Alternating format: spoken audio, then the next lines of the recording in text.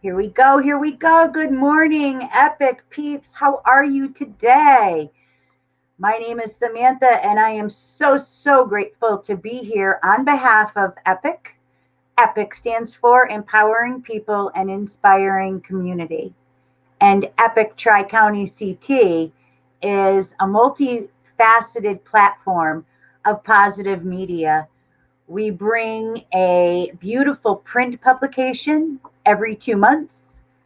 Here is a copy of our September October issue. If you haven't seen it, you need to get it. You can do so by visiting local distribution points in your area. You can contact me at Samantha at TricountyCT.com. I'll let you know where you can get one. Okay. And if there's not anything near you, we will make sure that we find a spot near you and we'll put one in the mail in the meantime. So, anyway, again, my name is Samantha, and I am the co creator and co publisher of Epic Tri County CT. The other half of Epic Tri County CT is Lisa, and none of it would be possible without Lisa. So please let her know that you can see us and you can hear us, and that we are here connected for you and with you. Leave her a comment. Okay. So it is absolutely gorgeous outside. If you're in Connecticut, it is an absolutely beautiful day. I'm hoping wherever you're watching from now or the recording that you too are having that same beautiful day. Um, we just, before I segue into our guest today, who is Sharee Marcucci, got it, from the Palace Theater in Waterbury. Before I introduce her, I want to let everybody know that this week there's a few things happening in the Epic community. Thursday night at the Bridge, we have the a sound healing that happens at 6 p.m. Sound healing and meditation at 6 p.m. at the Bridge. So that's Thursday. Tuesdays, today, there's a meditation with Madeline Bombetto at 6 p.m. under the big tent at the Bridge. So a lot going on at the Bridge. Check them out. Also, we have daily meditations with the Copper Beach Institute. That is online via Zoom at 7 a.m. and 2:30 p.m. So every day you can log in and just participate in a group Zoom meditation. Also, this weekend, we have Walter Lubbock from Germany. He's going to be teaching white feather shamanism and astral travel. All this information is part of our Epic mission, right? We are a magazine for the community, by the community. And listed in here and on our website, www.epictricountyct.com, is all the information that you need to help to help propel yourself in the direction that you choose, right? We want to be a positive influence on your journey, on your healing, and in your life. Okay, so that is what this is about, people. I am so excited to be bringing forward in a moment Sharee from the Palace Theater. We all know we've had a lot of changes with our social habits and old ways of doing things. But the Palace Theater has always been a staple in the healing arts. It's absolutely gorgeous. I was there for Deepak Chopra. I believe it was in February, and it was beautiful. It was one of the last large gatherings I was at, actually, was the Palace. And just to be in that beautiful vibration of community in that setting. If you haven't been to the Palace, as soon as they reopen, please be part of it because it is very life changing. I told Sharee earlier that I always thought growing up that the theater, live theater, wasn't something that I would have access to. Let's put it that way. I thought that it was for the people that were above me when I was younger. I now know, of course, that's not true, but back then, walking into a theater, I felt a little out of place. But from the moment I saw my first show, which was South Pacific with my mother, I knew that the theater was not just for the elite and not just for the ladies in the opera seats with the funny little glasses. You know, theater is for everybody. And that's what I love about the Palace. They are welcoming, they're about the community, and they're for the community. And I'm going to bring forward Sharee. So give me a moment and please give her your love and your light as we bring Sharee Marcucci forward. Yay. And Hello, everybody. I can see you. Can you hear me okay? I can, yes, it's Good. great. I want to let everybody know that Sharee and I have really gone through some technological training just to be here together today. And I appreciate your steadfastness and your dedication to the mission. Can you Thank you. tell our community a little bit about yourself and the Palace? And as Abs- we start, take it away. Okay, absolutely. Well, first of all, Samantha, I just want to say thank you to you and Lisa for allowing us this opportunity to share with your viewers something about the Palace Theater. I'm hoping that those who are in the community watching this right now, I'm hoping that some of you have been to the Palace Theater in Waterbury. It is a grand, majestic, gorgeous theater that was actually built in 1922. And we're going to be celebrating in another, just a little bit under a year, our 100th anniversary of the building. We reopened after being dark for about 17 years in 2005. So this year that we just finished our season would have been, or has been our 15th year of reopening. And it was a season like none other. Because as you said, Samantha, Deepak Chopra was our last big show. Our last, and show is maybe the wrong word for his presentation. It was a phenomenal night. If you missed it, you really missed something. But it's just amazing to me to think. Not we of course didn't know at that moment in time that 3 weeks later we would be closing our doors. I mean, and not returning for months. Yeah. And so, yeah, it's just been a phenomenal year, incredible in so many ways.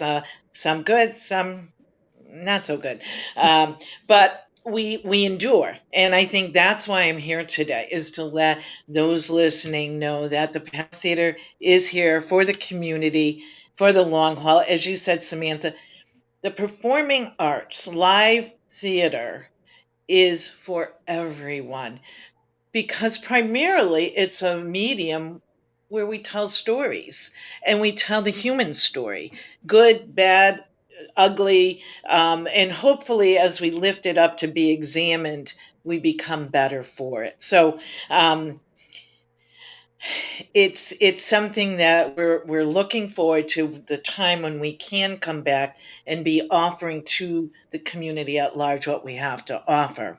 Mm-hmm. Mm-hmm. That's I great. think when we were talking earlier, one of the things that you wanted me to share with your community is something a little bit about the Palace Theater. So, I mean, people, when you say a theater, first of all, the pandemic has decimated the live entertainment community globally. I mean, there's no venue that has not, no performance opportunity that hasn't been impacted by this, from the artists to the people that you don't see behind the scenes. So many people have been impacted, but I don't think anybody's been impacted the way the person who doesn't have it anymore to enjoy has been impacted, and that's the audience. And when I think of not being able to be lifted by some sort of performance, or to laugh, or to just be mesmerized by the magic that's happening on a stage, I'm saddened by that. But we remain optimistic. And I think a lot of people want to know the answer to the question, well, when will you reopen? When will theater be happening again? And as I was explaining to Samantha, there's a few factors that have to come into play in order for that to happen. The first factor is the actual theater. And just to kind of dissect it a little bit for you, the Palace Theater in Waterbury, Connecticut is what is known as a presenting house. Mm. That means we don't create the theater that you see on our stage. That comes to us from a tour, a national tour. When I talk about the Broadway series, which the Broadway series of titles is our bread and butter, it's our core product. And then we add other things around that, whether it's a headline artist in music or comedy, or whether it's something inspirational, such as the Deepak Chopra experience that we offered. But the national tours of the Broadway shows, they come to us. We don't create them. They come right out of the same office that's offering the Broadway shows on Broadway. And so that's our product, our base product. Well, we don't have a base product right now because, as most of you, I think, are aware, there's nothing happening in theater. Broadway is shut down. And from my latest information, I heard this morning that uh, it's looking like it's like late spring before Broadway kind of comes back. And, I think all the right things are being looked at, from the not only the safety of the consumer who will go to a Broadway show, but the safety of the performers and the crews that bring us those shows. Well, And take it away again. okay, so I'm sorry for that little technical error. Um, but anyway, I was saying how the product, hasn't been available to us because it needs to come to us. The product comes to us from the producers. Now, the producers are the people who invest money and then send shows out on the road. And the one thing that a producer wants to do that's really important is they want to cover the cost of putting a show on the road. And not only cover their costs, but hopefully make some money. That's the role of a producer. They invest in the shows and they hope to cover the cost. And I neglected to mention that the Palace Theater, in saying we're a presenting house, not a producing house, we are a non for profit. We are not a commercial entity. We exist to be a part of the community, to offer the arts and make them available to the community. And how we do that is in a myriad of ways. People say, well, I support the theater, I buy tickets. And yes, you do support the theater, and we need you to buy tickets. But buying tickets covers the cost of bringing a show to you. It doesn't cover the cost of operating the building and being able to, have the building open not only for shows, but to the community for certain events, educational opportunities. We work in partnership with the Waterbury school system to offer our space to the Waterbury Arts Magnet School, which is right connected to us, actually, right next door. So those things are important, but the produce in a nonprofit world, and we need to raise funds to help support those other things. The shows have to raise money so that the producers continue to want to put shows on the road. And to do that, so many factors have to come into play, not just at the Palace Theater in Waterbury, Connecticut, but all across the country. If a producer says we're going to put a tour of X out on the road, they've got to line up cities across the country where it makes sense, not so they're zigzagging back and forth and wasting thousands of miles in between. No, they have to line them up contiguously. And right now, that's a challenge because as different states have become, had surges with the virus and, things of that nature, plans that were laid out, 4 months ago went by the wayside. Um, so those kinds of things have to come into be connected and all work together.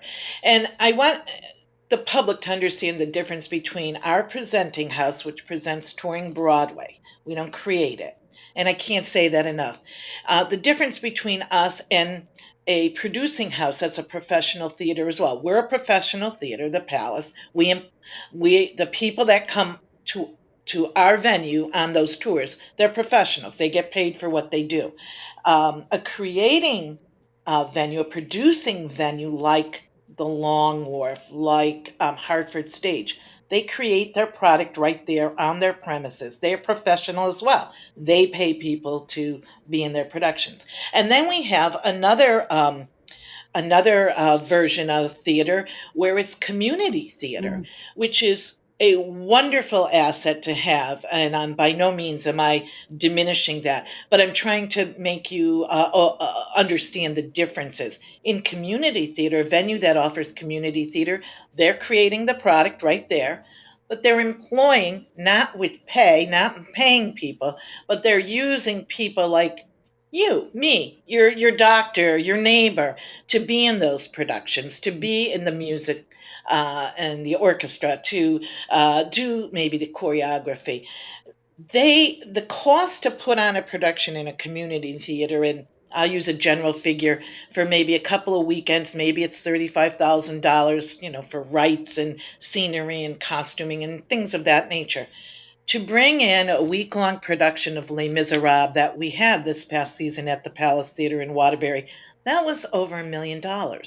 So we had to guarantee to the producer that we could sell enough tickets to cover that bottom line cost of $1 million before the producer saw a profit and before we made a margin. That's what we call it in the nonprofit world.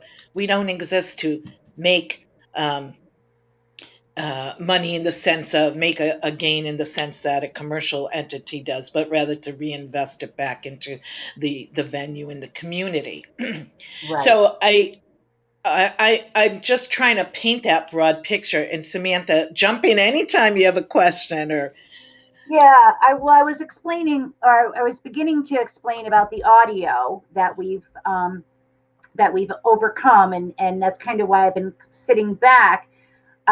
But just having you explain that whole scenario for us really helps to put into perspective what the Palace and what other presenting houses have on their plate. It's not only bringing in the tour, the producer, and the actors and the musicians, and keeping them safe, the audience safe. I'm sorry, keeping the audience safe, but the importance you touched on earlier of keeping the actual uh, yes, team safe. Can you talk a little bit about that and how that comes into yes, yes, I can.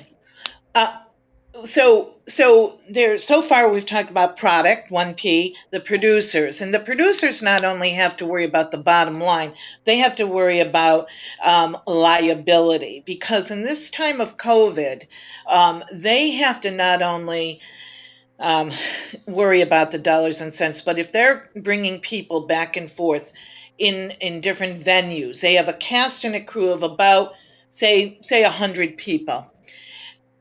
Those people are working in close proximity to one another, whether it be backstage, on stage, in dressing rooms, on a tour bus or other vehicle, to get to and from the venues that they're booked at. That brings them that ups the ante in terms of being susceptible when you're in close proximity. We're being told to be socially distant. And now you're saying, come together to do this show. And so the producer has to also now worry about the a liability they never had before, because if somebody gets sick, or more likely somebody's get sick, that opens up a whole new can of worms of litigation, and so that's a factor too in a producer saying, I care about my cast and crew, I also don't want to be sued. I mean, Right. that's kind of a bottom line, and I hate to be so blunt about it. And you know I sat in on a Zoom call many months ago now, at the beginning of this curve, and a lawyer was giving a seminar about reopening, how to safely reopen for arts organizations. And one of the things he said was, um, when the lawsuits come, and they will. And, I had to wrap my head around that, Yeah. because, we're thinking about staying alive right now. And it's already, and, I know, the world and the world we live in. And I'm sure we're going to begin to see that if people return to, whether it's a workplace or it's a somewhere else where they feel they've been exposed. So it's very critical to make sure that you've done all you can as a venue, as a producer that's putting a show out, to cover those safety protocols, and make sure you don't leave yourself open to risk. So that covers the aspects of the producer about reopening. This is all my long-winded way of saying, so why can't you reopen? What's the problem? Well, we don't have a product. We don't have producers yet ready to risk not only the assume the financial risk, but also that liability risk. And then we have the public, and the public's so critical, because all the other things can be in place. We can have the product, the producers are all set, ready to go, we can make money. But the public, now, when I say the producers say we can make money, there's a little catch here, because to have the public come back safely, Uh-huh. you cannot have full capacity. If you can't have full capacity, how are you going to ensure to a producer that you can meet the break even number?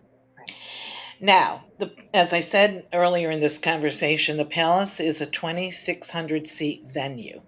So even 25% of that is whatever it is, 800. 800. I don't know. I'm not good at math, but let's just say that's the number. And you have a show coming in that's going to cost $1 million, those numbers don't match. Yeah. We Yeah. can't we can't accomplish that. So, again, that's one piece of it in terms of the public. And then the public themselves have to say, I'm ready. I I'm I feel safe to go out and congregate, to socialize. We've been given permission because, of course, there's all different states have different, and that's another challenge. If Mm. one state says, yes, you can congregate with 1,000 people, and the next state says, oh no, you can only congregate with 100 people, then a tour isn't going to, that's not going to make sense for a tour to book from 1,000 to 100 seat capacity venue. So there's that as well. And again, I can't emphasize enough the fact that the public has to feel safe. And we will do our job. We will do our job when the time comes, to make sure whatever the protocols, whatever the requirements are, that they're observed. Whether it be masks, whether it be the social distancing, the capacity. But again, the product may reflect what it is we can do. And we've talked about this internally. We know that initially we may be offering very small events to get people to gather.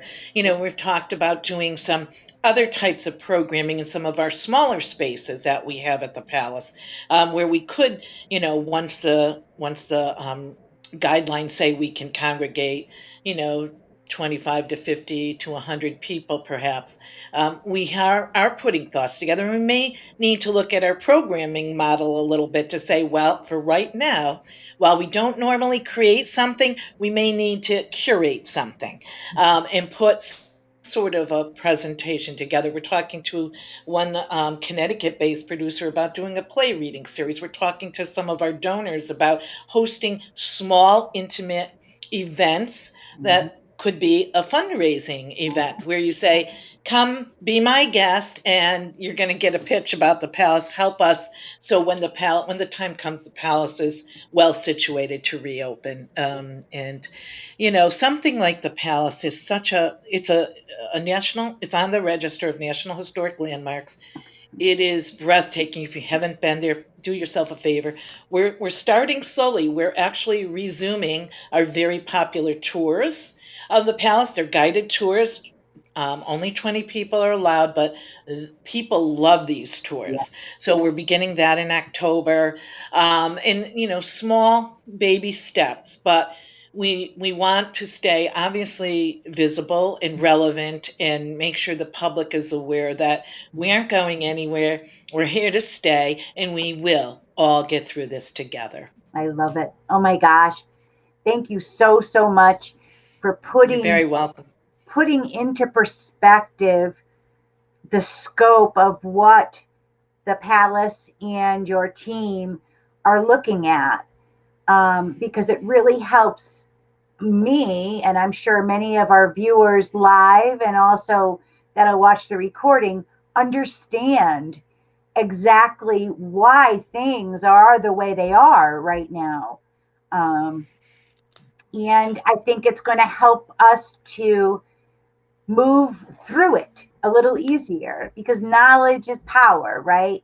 I had Yeah. no idea about, never even thought of the scope of moving parts that have to literally dance in order to get a show up on your stage from Yes. the production houses. It baffles me. So I appreciate what you're doing and what the palace is doing. I know that you can't give us a definite date. Yeah. What are we looking Well, at maybe for something to start reemerging? we know that what we've heard the latest is Broadway is talking about reopening around late spring, this coming spring. We have dates for several shows booked, some with an earlier date, some with a date further into summertime. And, I think I'm optimistically saying we will be back in full swing by fall of 2021. And if you do want to support the palace or know more about us, you can go to our website, which is www.palacetheater, and the word theater is spelled in the, I guess, American version, Theater,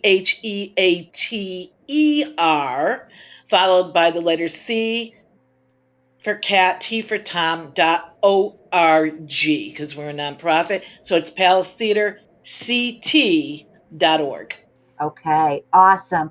And another way that people are going to be able to connect directly with that website is Epic. Lisa and I would love to have the Palace as a nonprofit listing through our community solutions. So we Thank you. will help to support awareness about the Palace through that. I want to thank you for coming on, for sticking with the technological issues, for staying dedicated to the mission of the Palace, um, which is Thank you. community, right? You had mentioned, and I'm going to share real quickly before we wrap it up, the sizzle. What is the sizzle? The Uh, sizzle. the Did you, what? the sizzle that you talked about with the Jersey boys?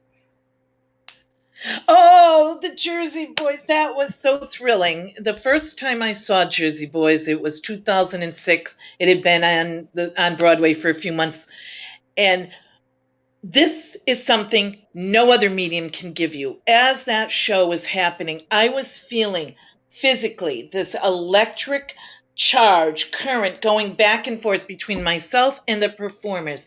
And that is what live entertainment does and gives us, that feeling of we're joined, that kinetic thing going back and forth. And you can't replicate that. You can't do that with Zoom. You can't do that any other way but seeing something in person. That's it.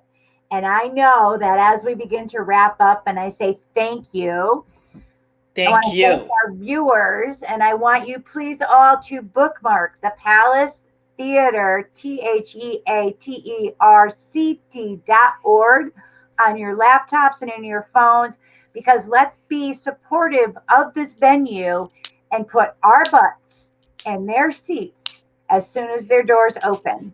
If you have any questions, Sharee's information is in the comments. Again, there'll be links on our website for November, December, and ongoing. And if there's anything that we can do for the palace, you let us know, okay? I sure will. Thank All you right. so much again. Thank you. I'll talk to you later. Bye. Okay, bye bye. Bye. Thank you, everybody.